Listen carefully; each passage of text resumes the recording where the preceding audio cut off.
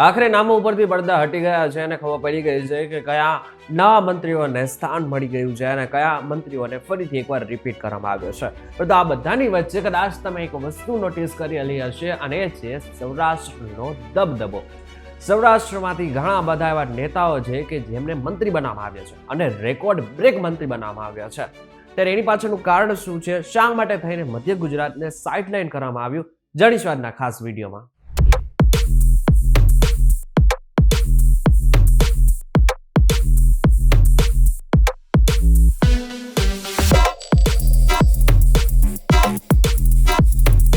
નમસ્કાર, welcome back Fox TV digital પર તમે જોઈ રહ્યા છો ડેલી ડોઝ અને હું છું આપણા દોસ્ત કરણ ચરોતરા.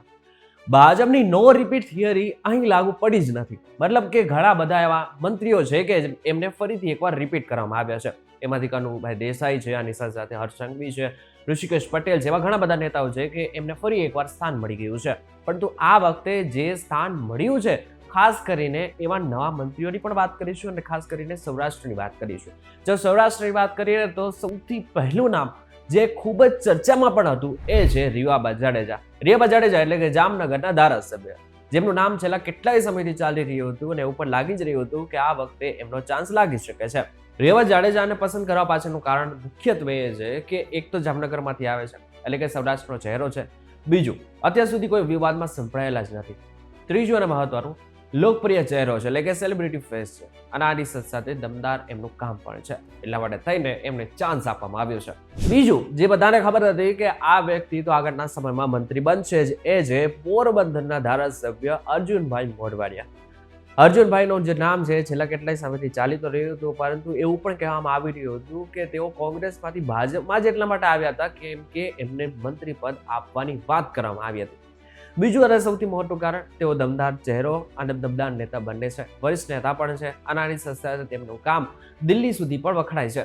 ત્રીજું નામ છે જીતુ વાઘાણી. ભાવનગર જિલ્લામાંથી આવતા જીતુ વાઘાણી અગાઉ ગુજરાત ભાજપના પ્રદેશ પ્રમુખ પણ હતા. એટલું જ નહીં, તેઓ સરકારના પ્રવક્તા પણ રહી ચૂક્યા છે. જોકે તમને જણાવી દઉં કે 2022માં તેમને શિક્ષણ મંત્રી પણ બનાવવામાં આવ્યા હતા, પરંતુ આ બાદ તેમનું જે નામ હતું એ કપાઈ ચૂક્યું હતું. પરંતુ ફરી એક વખત તેમને લેવામાં આવ્યા છે. એટલે બની શકે કે ભાજપની એક બીજી રણનીતિ એ પણ છે કે જે જૂના જોગીઓ છે એમને સાથે લઈને ચાલવાનું છે. એમાંથી સૌથી મોટું નામ હતું એ છે જીતુ વાઘાણી. ચોથું નામ, મહત્વનું નામ, કુંવરજી બાવળિયા. હવે કુંવરજી બાવળિયાનું જે નામ છે ને એ લગભગ મોટા ભાગના મીડિયામાં એવું ચાલી ગયું હતું કે આ ભાઈનું પત્તું કપાવવાનું છે, આ ધારાસભ્યનું પત્તું કપાવવાનું છે, આ મંત્રી હવે આગળના સમયમાં મંત્રી નહીં રહે.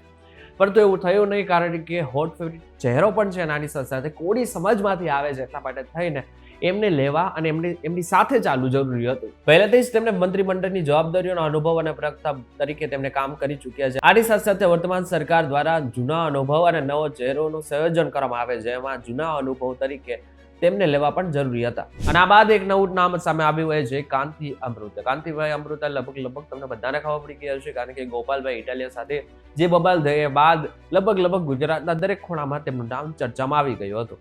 જો કે મહત્વનું છે કે તેઓ ખૂબ જ જૂના નેતા છે, ભાજપના વરિષ્ઠ નેતા તરીકે પણ ઓળખવામાં આવે છે. ખાસ કરીને મોરબીમાં આમનો જે દબદબો છે, વર્ચસ્વ છે, એ પહેલેથી જ રહેલું છે અને એ પોતે સામેથી એમ કહે છે કે મને કોઈ હરાવી શકે જ નહીં. અને આ બાદ હજી એક નામ સામે આવ્યું, નવું નામ સામે આવ્યું, એ છે કૌશિક વેકરિયા. કૌશિક વેકરિયા એટલે કે અમરેલીના ધારાસભ્ય. આમ જોવા જઈએ ને, કૌશિકભાઈ વેકરિયાને સ્થાન મળ્યું એની પાછળનું કારણ બહુ બધા તો નથી, પરંતુ હા ચોક્કસ એ છે કે અમરેલીથી આવે છે અને અમરેલીમાંથી કોઈને સ્થાન મળવું જરૂરી હતું. એટલા માટે થઈને ખાસ કરીને એમને સ્થાન આપેલું છે.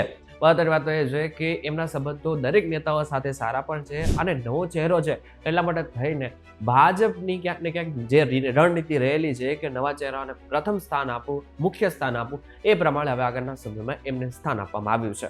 અને છેલ્લા એક નેતાની વાત કરી લઈએ અને એ છે પરસોત્તમ સોલંકી. પરસોત્તમ સોલંકી કેશુભાઈ પટેલ, નરેન્દ્ર મોદી, વિજય રૂપાણી જેવા મુખ્યમંત્રીઓની સરકારમાં મંત્રીપદ સંભાળી ચૂક્યા છે. વર્ષ 2013માં પરસોત્તમ સોલંકી ઉપર 400 કરોડના ફિશરીઝ કૌભાંડનો આરોપ પણ લાગ્યો હતો.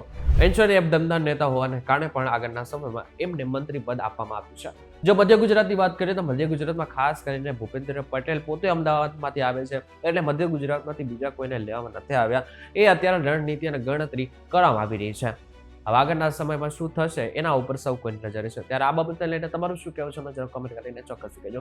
વિડીયો થકી જો તમને કોઈ ઇન્ફોર્મેશન મળી તો વિડીયો લાઈક અને શેર જરૂરથી કરજો. તથા આ જ ઇન્ફોર્મેટિવ વિડીયોઝ માટે વીટીવી ડિજિટલ સાથે જોડાયેલા રહેજો.